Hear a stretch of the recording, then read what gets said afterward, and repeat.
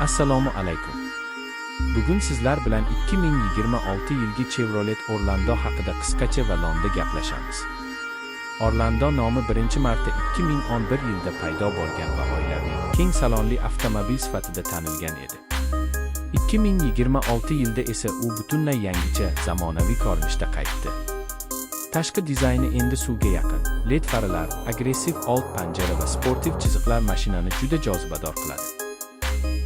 Salonida 7 kishiga mo'ljallangan o'rindiqlar, katta sensorli ekran, zamonaviy multimedia va ko'plab qulay funksiyalar bor. Texnik tomondan turbo dvigatel, avtomat uzatma va yoqilg'i tejamkorlik taklif etiladi.